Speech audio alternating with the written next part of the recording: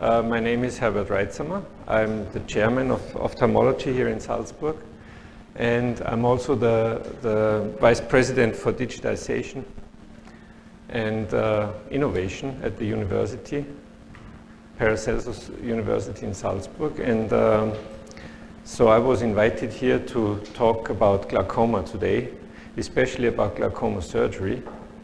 And I'm very happy that I have the opportunity to be here, because I've done this now for 2 times in the past, and it's been a great pleasure. So I hope that you will gain some knowledge from what I tell you. And I will always tell you if you can believe what I say or if you should be skeptical about, because I might have some interests. So glaucoma in general is a disease that affects roughly 2% of the population, and its prevalence is heavily increasing towards the higher age. So the 85 plus population, 85 plus, roughly has between 20 and 25% of glaucoma prevalence, which is really high. And so we need to make sure that we have a good diagnosis. What's the biggest problem in glaucoma? Early diagnosis is a good answer. Has anybody? Compliance, right. That's also a big issue, compliance and adherence. Patient want? Wants magic from us. Magic, yeah. No eye drops and everything's good. Give me one pill, the red or the blue. Yeah, that's true. But the biggest problem in glaucoma is that 50% of the people who have glaucoma don't even know they have glaucoma. So our problem is to get through to the people, to get the information to the person in the population, so that people realize, well, there is a certain age we need to go to the doctor and have my eyes checked. And so usually the glaucoma diagnosis is made when people come for other reasons. And so it's a diagnosis by chance and not so much systematically. So the standard diagnostics is of course the patient history, because there is a strong genetic component. So there is an increased prevalence of glaucoma in family with glaucoma history. The visual acuity is very often done, but standard diagnosis. But is it a diagnostic? Has it a high diagnostic power in glaucoma? No. And that's another problem, that people see very well, at least they think they do, until glaucoma is very advanced. Then the slit lamp exam, we measure IOP. Maybe you've heard that IOP measurements are not used for screening in Germany. So it's not paid for unless somebody has glaucoma. Why is that?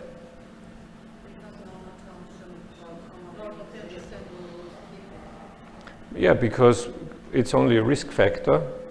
IOP is only a risk factor, and many people have high IOP and don't get glaucoma, and others have normal IOP and get glaucoma anyway. So it's a surrogate parameter, but not with a high yield on glaucoma. The gonioscopy is important. We do the slit lamp exam with dilated pupils, so we can look at the optic nerve head, which is the most important look for the glaucoma diagnosis. We do the visual field, but that one we only do if we have a suspicion based on the dilated exam. And then we have various different machines that make our lives miserable, which I will tell you why that is. So how is intraocular pressure generated? So there is aqueous produced in the ciliary body. It moves through the pupil, and then it leaves the eye through 2 pathways. There is the classic pathway, the trabecular meshwork, and there is the uvascleral pathway, that goes through the iris root. And this is what's known as the Goldmann equation. So Goldmann was a Swiss ophthalmologist, very smart guy, and that's what he developed. So this is aqueous production. This is that's microliters per minute or liters per hour or whatever you want to put in. That is minus UV scleral outflow, and this is facility. So this is. Can we turn that down a little bit, please? This is facility, which is the reverse of resistance. So you could also multiply it with resistance here, and then you add episcleral venous pressure. So far, the simple thing, but we've done a fair amount of research in this field, and this was something that my work group was specialized in. And so we have now a model of intraocular pressure that looks different. We know a lot more variables that have an influence on intraocular pressure, and this is a model that is currently used for drug development and to maybe you've heard, and we will talk about this later, about digital twins. So this is one way a digital twin could look like. You know, there is data of many people in there, of many exams, and that gives you a model where you can, on the shelf or on the computer simulation, just see what would happen if I would put in, for instance, an alpha-adrenergic drug combined with a prostaglandin, and this will tell you exactly what the IOP is to expect. Anyway, so we've talked about gonioscopy. It's something you need to train. It's not something that comes in handy easily. So it needs some orientation. When you look at the chamber angle with the slit here, you see the iris here. It's very helpful to be able to distinguish what you see here, because when you need to know it, and when the patient is here and it doesn't look like in the textbook, then you need to be able, you know, to say, well, you know, I don't see a whole lot, but this might be the scleral spur here. You know, this is always the landmark here. We know that above the scleral spur is the trabecular meshwork, which you can see here. That's the iris root band. And so if you use an indirect or a direct gonioscope, usually we use indirect gonioscopes when we're sitting at the slit lamps. When we do surgeries, very often we like the direct gonioscopes because you have a better overview and it's not upside down and so on. But identifying these structures here is really important. So just take your time in the patient, you know, who doesn't necessarily need a gonioscopy, but just look at them, just get the whole variety of chamber angles so that you can learn from and make yourself an expert in judging what you see. There are different gonioscopes. That's the Zeiss gonioscope and so on. That's this one, Jacobs gonioscope, the direct ones. Those I've never used, I don't know these, but the ones that have a handle, they're fairly good. Those are very often used for lasers because you have different angles. That one here. And the Zeiss is one I've also never used. There are others that look fairly similar and do the same job. Yeah, so here is the trabecular meshwork, and that's the major site of resistance for the conventional outflow. And so there are many possibilities to overcome that resistance by drilling holes in here, putting implants in there, and I will show you a few methods later on. What would be possibilities for intraocular pressure to change just based on the situation of the chamber angle? We know that there can be a block where the resistance for aqueous to move through the pupil is elevated. And when that's elevated, the iris gets pushed forward, and it can get, so those are called posterior synechia. When the iris is bulged forward, it might end up that it actually closes the outflow. And those are the clinical signs that you see usually when you come with the light from the side.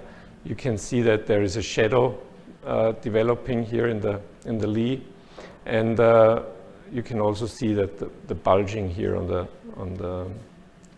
the iris. So this is usually an acute situation. These people have pain. One thing that you very seldom have in glaucoma, but when you have these abrupt increases of IOP, it hurts. And these people often end up not in ophthalmology, but in cardiology, because they have lots of autonomic symptoms. You know, they sweat and they have anxiety. You know, the heart aches and so on. They have headaches. You know, bone cracking headaches. So they go to neurology after cardiology, and then, you know, at some time later they end up in the eye clinic, and we can help them, of course, very easily. So that is an acute angle closure also. The red eye here, the angle is completely closed. There is no structure visible at all. And if you look at these patients, the diagnostics, what are the questions that you ask for yourself?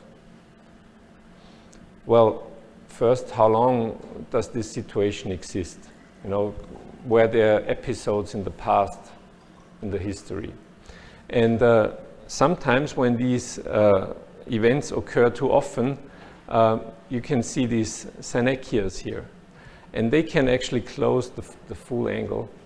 And which means, well, even if you would lower IOP, it will go up back again after you have given carbonic anhydrase inhibitor systemically and so on.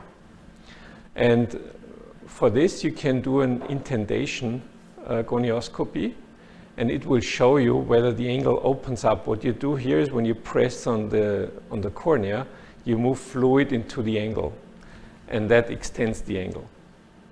And if you can then see the structures, and you're fine, you know, you just lower IOP and you are fine. Sometimes the question is, well, when I've done an iridotomy here, will pressure go down? Or when I've done a lens extraction, will pressure go down? And that only happens if these structures can be visible. If it's not visible, if it looks like that, then you can do an intervention, but certainly you also need to do something about IOP. And very often this is, you know, a cataract or sometimes a clear lens extraction plus a glaucoma procedure to lower IOP. And this is all you need to know before you go to the OR, of course. So this is a very important diagnostic tool you have. You can also do, of course, an OCT. We have now OCTs. We do OCTs for everything. And you can see very nicely the bulging of the iris. Here is what you see here, basically. And this would be a normal eye. Okay, are there any questions so far? Who has not seen an acute angle block? So everybody has seen this. And who did a laser in these? Who did a laser in the acute situation? So what's the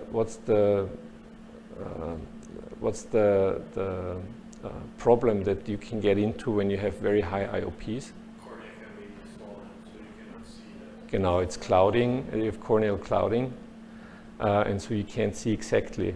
And the patient has a lot of pain, and so it's very hard to do. So my recommendation is always first try to give them, throw at them everything you have, you know, your complete pharmacological armament, which is carbonic anhydrase inhibitor, then osmotics, then local therapy, and make sure that pressure goes down to a level where the patient doesn't have that much pain anymore. And then you can work much easier. You have also better vision and you are more successful. But very often The iris is very edemic. You have lots of fluid in the iris because of that high pressure. And then it's very hard to create a hole. You know, you get all these wool fibers. You know, it gets more and more. The more often you shoot with the laser, the more fibers you see, but you don't get a clear penetration through the iris. So also a problem with the acute phase. Anyway, there was a very good review where they looked at lens extractions. And you know maybe the EAGLE trial that's been done in England, where they compared the laser iridotomy with the primary clear lens extraction.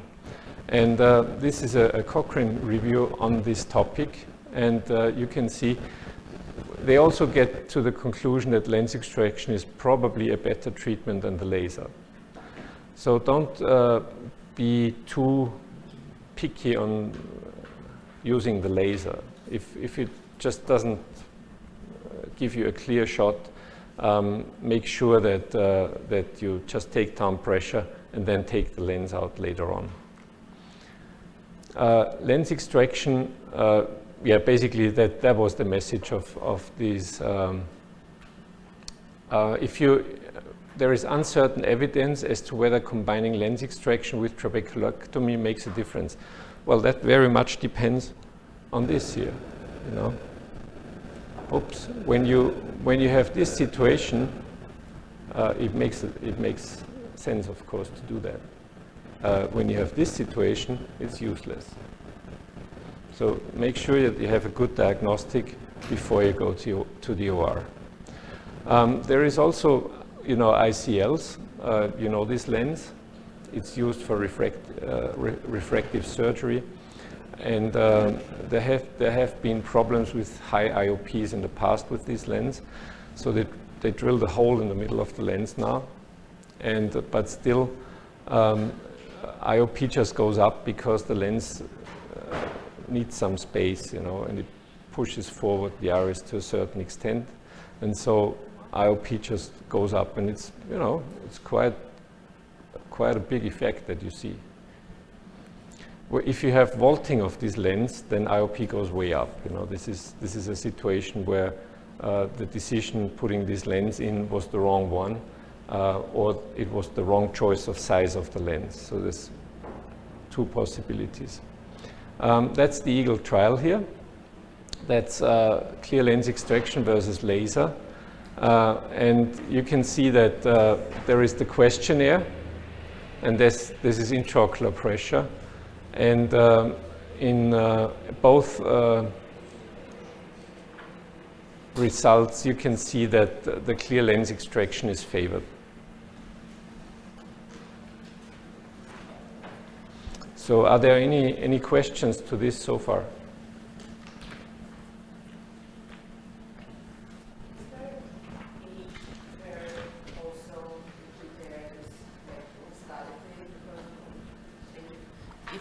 If we're talking about a 40-year patient and 75 years old patient, I understand the clear lens extraction, meaning the clear. It's like, but if 40 years old patient goes to this surgery, I mean, the age.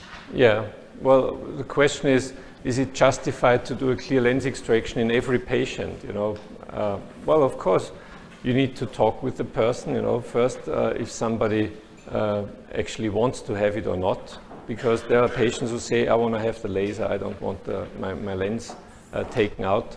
And otherwise, I would say it just depends on what you find with when you do the exam, you know. If this is a highly thick lens, you know, and you have a very short eye, you will, with the laser, will not make you happy, because it's the lens by itself that pushes the iris. It's not only the posterior synechia or the higher resistance for the aqueous flow. So it very much depends. You know, if it's a situation where you say, well, you know, the lens is not that big and the eye is just a little shorter, you know, you can always try the laser first. That's fine. Most important is, do you see a good effect when you did the laser? And if there is a very good effect, that's fine. You know, go for the laser. This is not only the acute situation, but also, you know, what happens after like 3 months. Yeah, so we now know that this is the flow of the aqueous. We have the 2 pathways here, and where can we interfere? It's possible, you know, to reduce the amount of aqueous. That we only can do with lasers that we apply to the ciliary body, or with pharmacology. So we give beta blockers or carbonic anhydrase inhibitors. They take down the aqueous production. But sometimes that's just not enough, so we need to have to lower the resistance of the outflow, and this is usually done surgically. And it can be done by lasers here on the trabecular meshwork, like ALT, or you can do also an excimer laser now. There is an ELT procedure or an SLT procedure. So these you can apply here. The others that you apply here are implants or surgical procedures, or you add an additional outflow, which also takes down resistance. Those are the resistance sites. And there you can put in implants, yeah, like in Schlemm's canal. There is a trabecular micro-bypass system that is sometimes also known as the iStent, or there is an hydrous implant. I will show you those. You can also do a trabectome, which is basically scraping away the trabecular meshwork and Schlemm's canal. And there is the...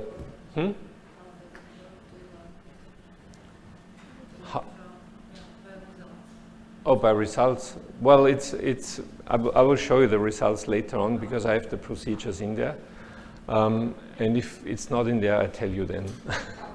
It does work, but it's age dependent, and it very much, the effect degrades over time. So after like 2 to 3 years, the effect has gone way down.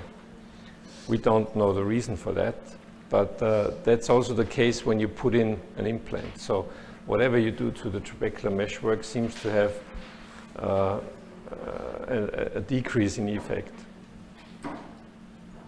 Well, then you can do suprachoroidal space access here. There have been different implants. The most common one, which was the CyPass implant by Alcon, was taken off the market because you have endothelial cell loss with this implant. So they took it off the market. And but also you have endothelial cell loss with almost every glaucoma surgery that you do, with almost every implant. And there are some where you don't have that, and I will point that out. And there is the beacon implant that goes to the corneal surface. So this trial was stopped because of 2 or 3 cases of endophthalmitis, and some of the implants just got clogged, so the flow ceased.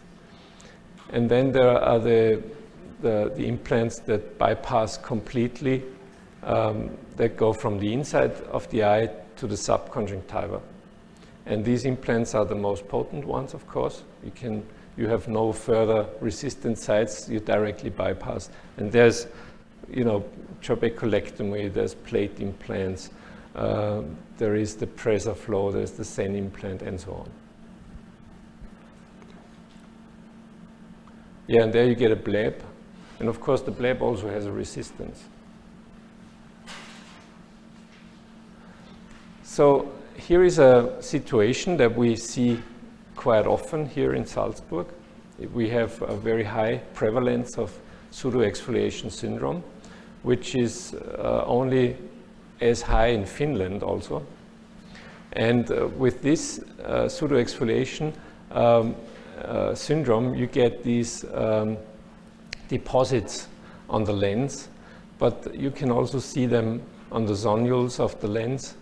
And what happens is that these patients sometimes, not always, but quite often, they get an increase in intraocular pressure.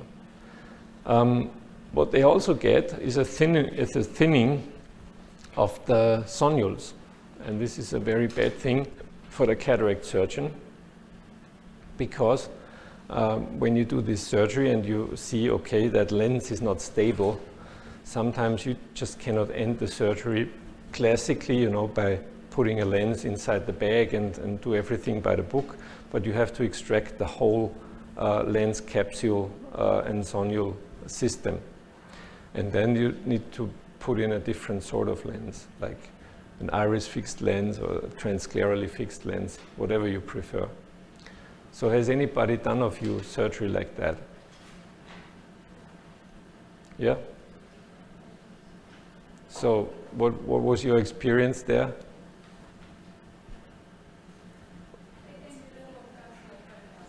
Hmm?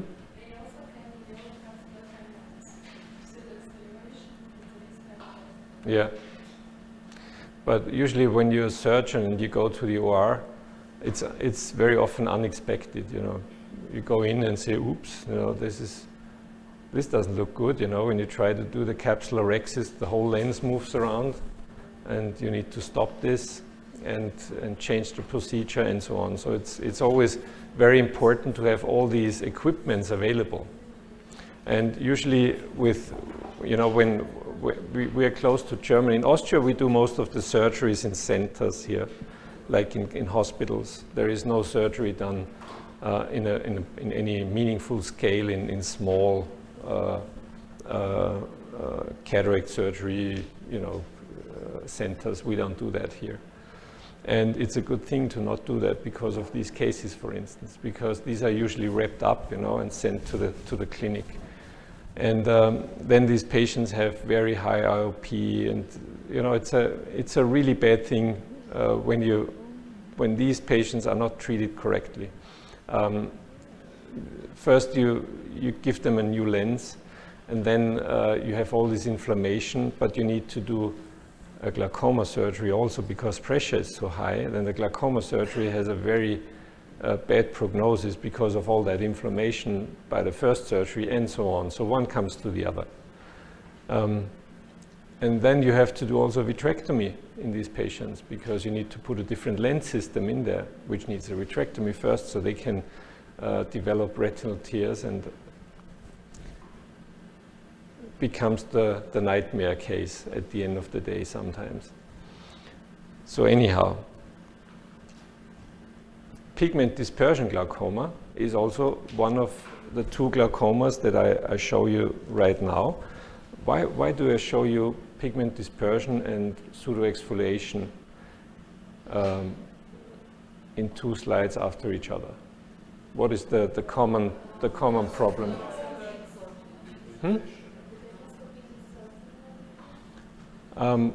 What is the common problem with these two?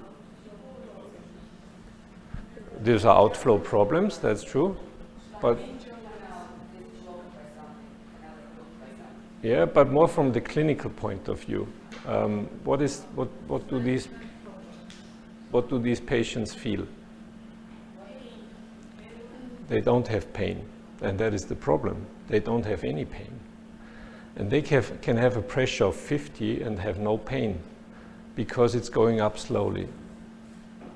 And so these two forms of glaucoma are the most dangerous ones, besides the angle block. But the angle block, they have pain, so they go to the doctor. But these don't. So those are the two most dangerous forms of glaucoma, I would say, because pressure goes up, the patients don't realize it, and pressure can go way up. And then the damage per time is huge. So within a few years, these patients get blind. If not for any reason, they find a doctor first.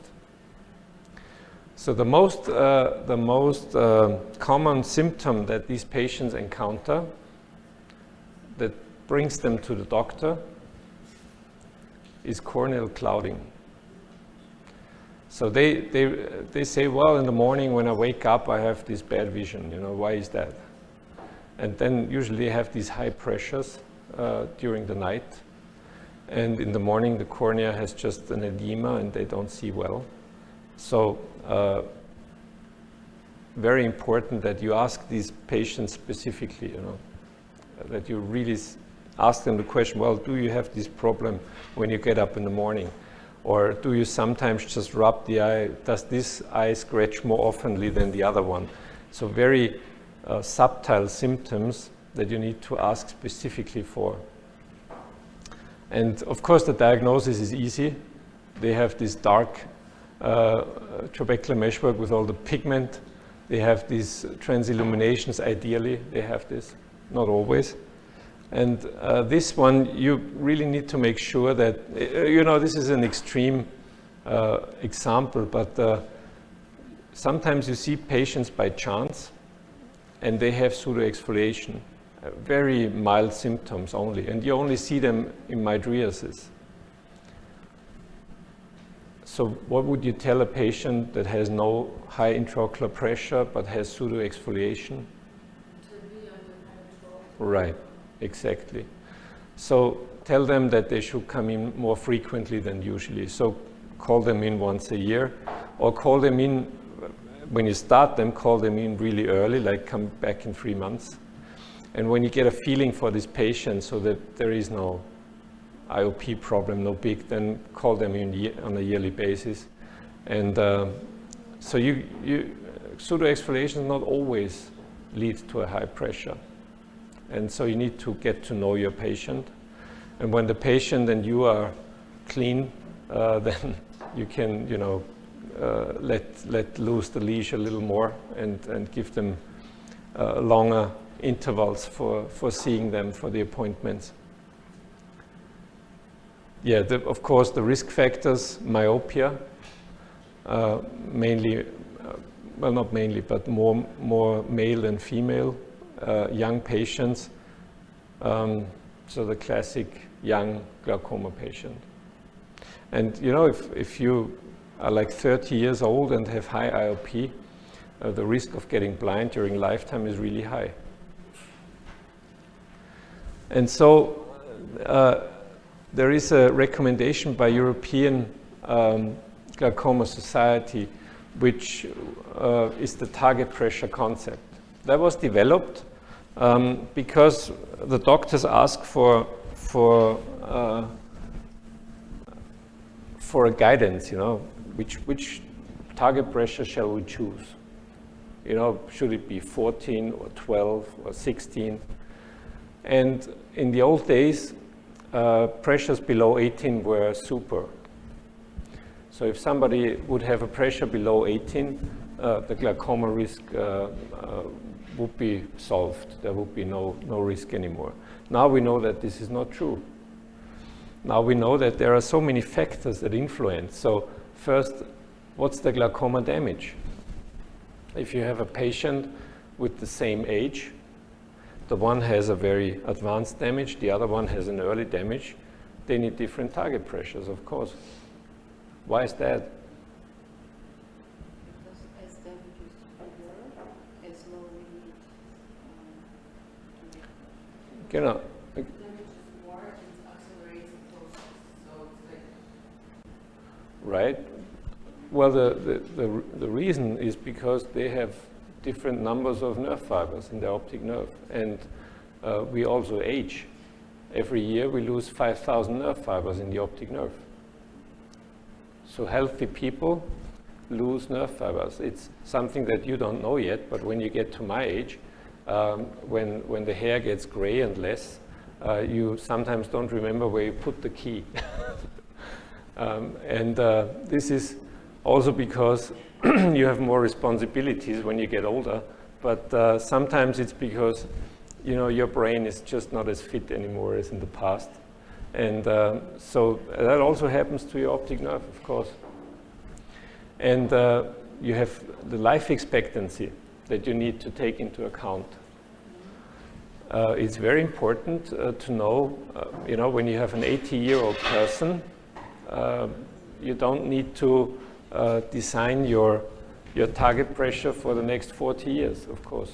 But when you have a 40-year-old person, you need to make sure that 40 years are in the treatment option. It's of course always very hard. Somebody sits here, you know, and you look at them and say, well, 20 years, 30 years, very hard decision, of course, you can't make it. But sometimes it's obvious, you know, very sick person, very old. You don't need to treat early glaucomas in these patients. Just let them go, you know. It makes no sense to have the perfect target pressure if somebody doesn't have the life expectancy to have any advantage of your treatment. And that's why WHO says we need to treat the patient also with respect to the quality of life. So the quality of life is very important. It doesn't make any difference for the patient if glaucoma advances a little bit, you know, and you just don't want it to advance because you have this ideal idea of target pressure, but the patient will die in 15 years anyway, you know, and your target pressure would take care of glaucoma for the next 100 years. That makes no sense. So be nice with your patients. It's a hard thing, you know, to put in these eye drops is not easy. How hard do you think it is?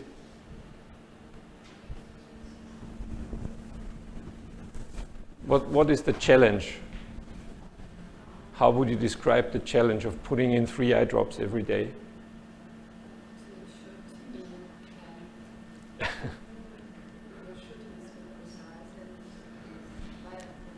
Yeah, it's a hard thing to do, but just the adherence challenge is so high that after a year, 70% of these patients don't take their drops anyway. So it's very important to have a good relationship with your patient to make sure that the patient understands. And this is a challenge that we face in ophthalmology. You know, most ophthalmology thinks, well, we are the lens in, lens out people. You know, no, this is not medicine. You need to be sure that your patient gets the right thing, knows why the therapy is necessary, keep them in adherence for a long time. It makes no sense to write prescriptions if patients don't take the drugs. And that has also changed the concept of how you treat glaucoma. And so the untreated IOP and the rate of progression also do influence target pressure. If the rate of progression is really fast, of course, you need a lower pressure. And I have a little graphic here which shows you what's important. That's the mean deviation in the visual field. And we know when you get to minus 15 decibels, patients are affected. Their daily life is affected by the visual field defects. So that's when you realize that something is wrong, that you miss things, you know, that you don't see things. It becomes obvious to the patient. Above here, and minus 15 is a lot, and above here, patients don't really see the problems.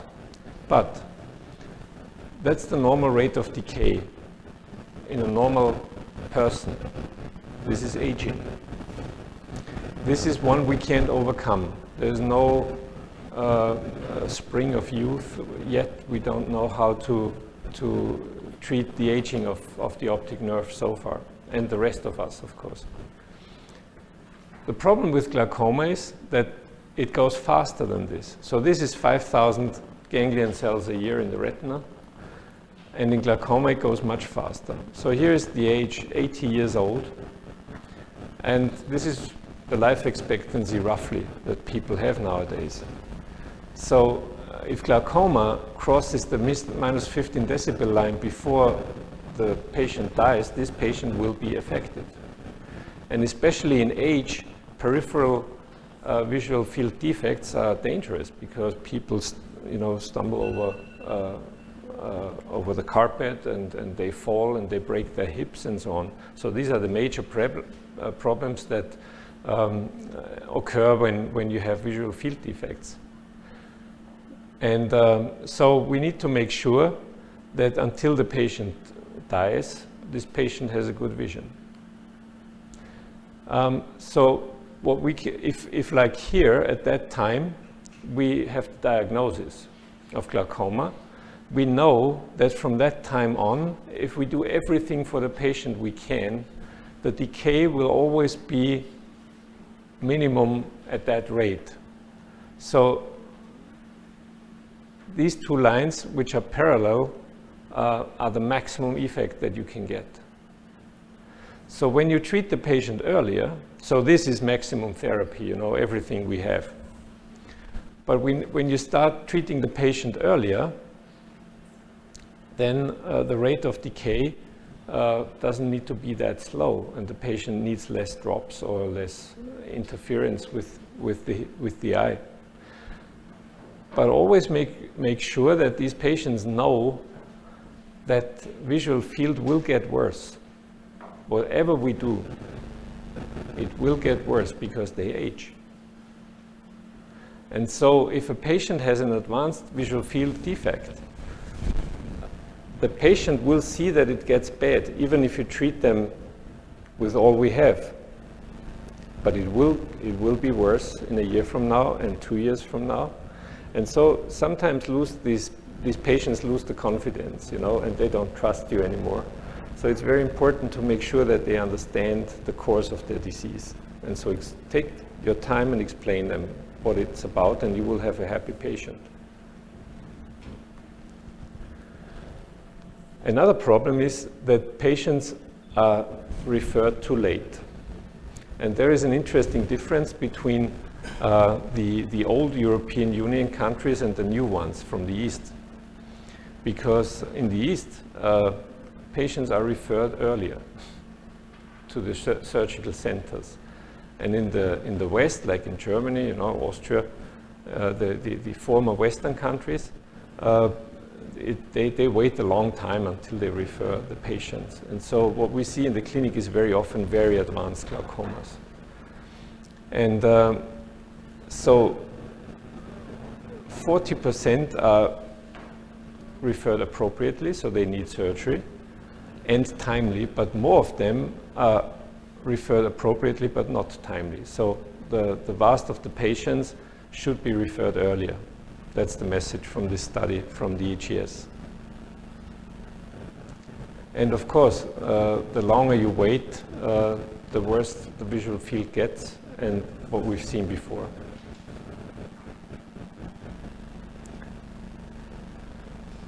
And then there is a form of glaucoma which are called the phacomorphic glaucomas, and they are a lot, as you can see.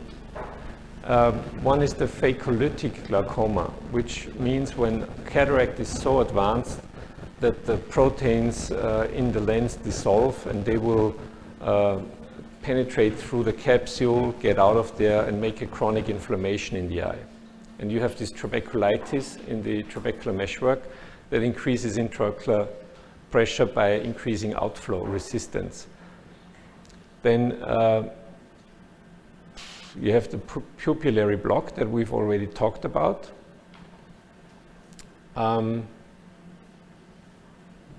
Marfan syndrome is also one that you encounter quite often. So how many Marfans have you seen in your life with problems with the lens?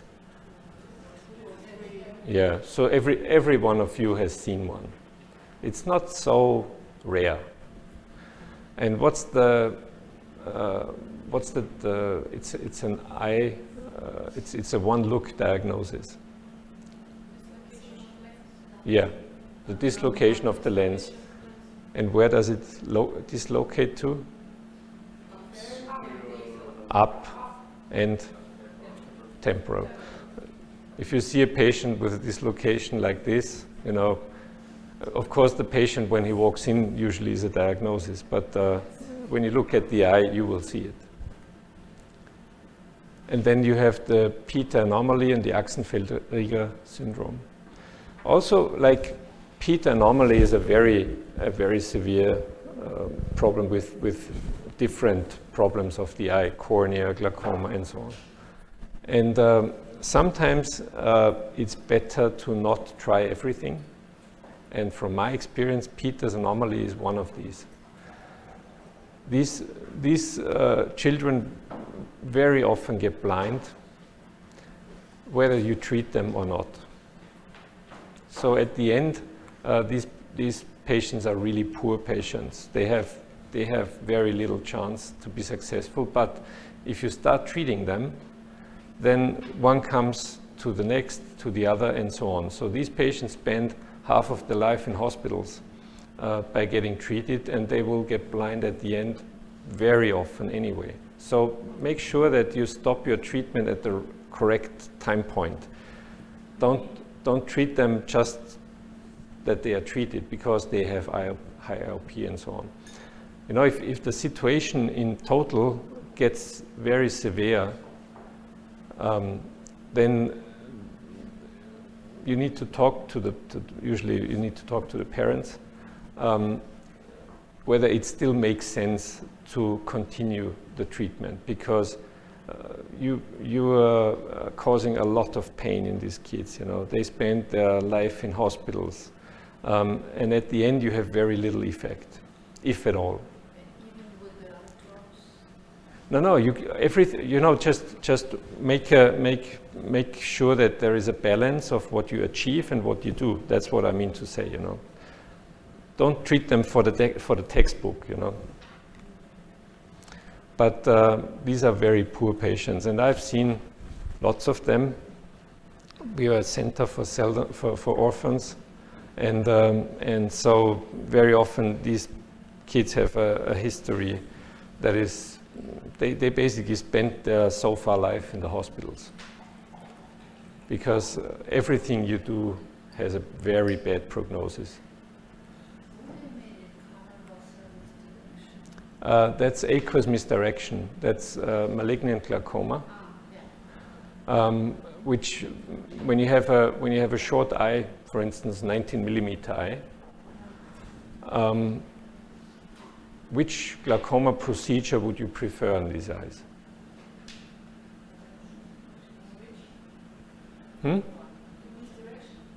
Now, when you have a 19 millimeter eye length, this patient has glaucoma. Open-angle glaucoma, pressure of 27, maximum topical therapy. What is the surgical procedure that you would decide on to do?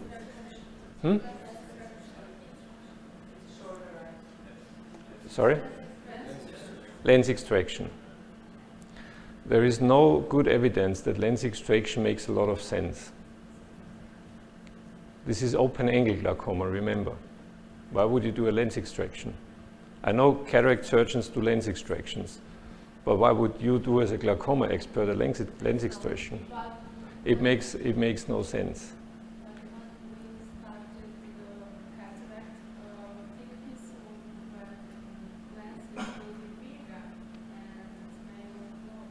Well, if the lens is bigger, it's fine. But my question is only, it's a short eye. Well, let's start with what you shouldn't do. You shouldn't do any filtration surgery because of this. Because aqueous misdirection is a common problem in these short eyes that you get when you add another hole in the front, when the pressure gradients are changed in that way. So in these patients, a primary cyclodestructive procedure is a good thing to do. Just reduce the amount of aqueous that's produced. This is very fine in these patients, would be my primary take on these short eyes. Because very often, when you do a trabeculectomy, for instance, you see aqueous misdirection. And then you get into trouble, because then you have aqueous misdirection, then you need to do lasers and they don't work, and then you need to do a vitrectomy, and you know, it's big surgery that you get into this. So when you have short eyes, always remember, look at the lens thickness, look at all these things, but at the end, make sure that you always know that when you do filtration procedures, you can get into aqueous misdirection problems on the long run.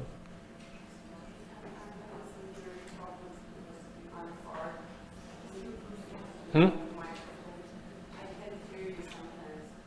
Okay, can little. So it's better to do what than in short eyes. In short eyes, do a cyclodestructive procedure. When you have a 19 millimeter eye, that's my cutoff. There are no studies of that, of course. You know, there is no good epidemiologic study. No representative sample was screened, but that's clinical experience. That in these patients with the short eyes, you can get aqueous misdirection problems when you do filtrating surgeries because you change the gradients of pressure. And then, you know, the whole lens comes more forward, you know, the whole diaphragm is shifted. Sometimes these patients that you do trabeculectomies on, they get a little myopic at the beginning until the resistance builds up, you know, and there is an equilibrium between outflow and resistance. And when the lens comes a little further to the front because pressure is drained through the anterior hole that you make with a trabeculectomy, then the aqueous that's produced in the back of the lens is more likely to go backwards into the vitreous, and that gives you the aqueous misdirection that then pushes the lens even further to the front and then closes up your outflow, and then you have an angle block. So that's the problem. No, the solution is to not do a vitrectomy, to not do a filtrating procedure in the first way. When you get aqueous misdirection, there's several chances you have. If a trabeculectomy was done, you have an iridectomy. And you can use a YAG laser through the iridectomy and shoot through the membranes of the vitreous. This is something, you know, you shoot a hole and then you immediately see, okay, there is a flow coming from the back. And then it stops all of a sudden. That's when the next membrane comes. And you shoot again, then the next membrane comes, you shoot again, until you have them all open, and then you're set, you're done. So it's done in one session, just open, it can cross. Yeah, you see it immediately. You see it immediately. Yeah. And the settings for that laser is the same that. It's like an iridotomy, yeah. But very often this is not helpful, and then you need to do a vitrectomy. You need to take away the membranes of you know, the cavities that are filled with aqueous. You need to cut them open with a vitrector, and then the flow can be reestablished. Yeah, this is very cool. I'm very sorry, but there are many questions. Yeah, that's a good question. How do you know that it's aqueous misdirection? So, firstly, pressure can be high, and the anterior chamber is shallow or even flat. That's a no-brainer, you know, okay.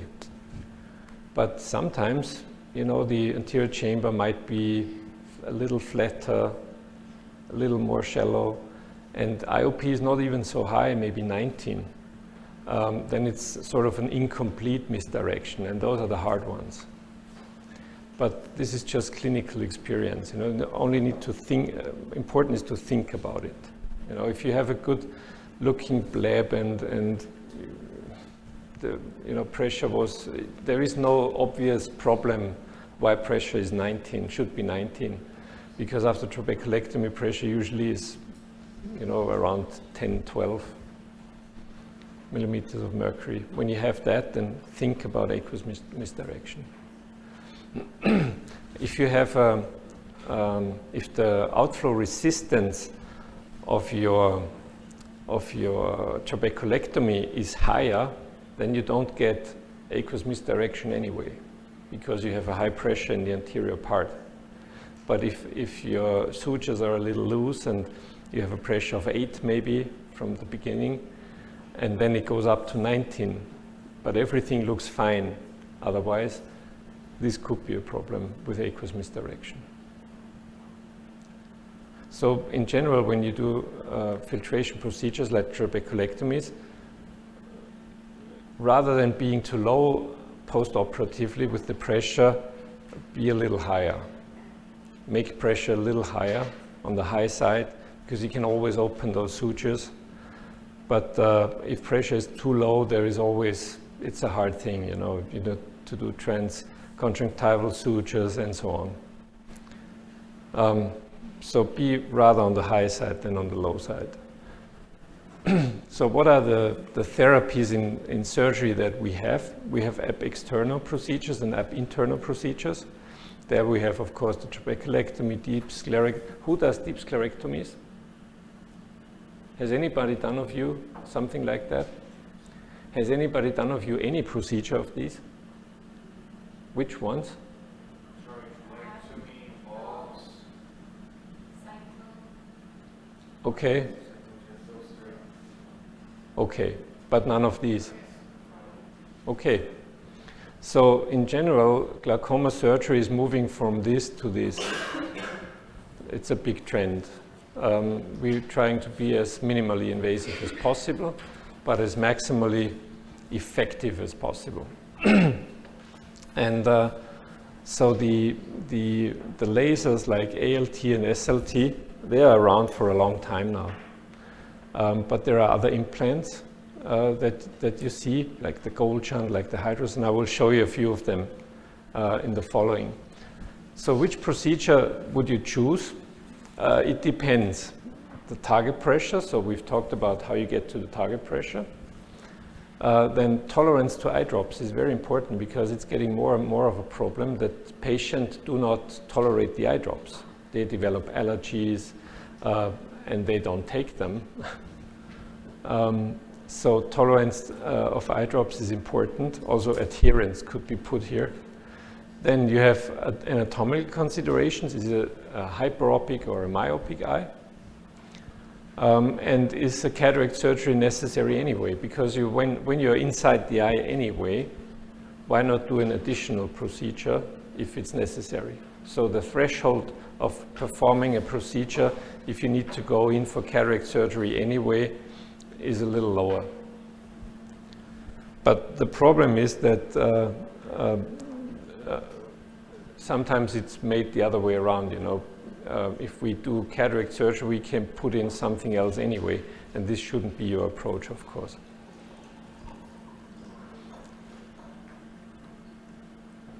So there is a IOP lowering potential and there is a risk of a procedure. And the Schlemm's canal procedures are the ones that have the less risk, but also the lowest potential of IOP lowering. There are suprachoroidal procedures that mix the minimally invasive blebs with the implants, and then you have the classic blebs with the trabeculectomy and the valves. And so you need to choose, what is the best procedure to use in the patient? What is the lowest risk with the maximum effect? That should be the approach.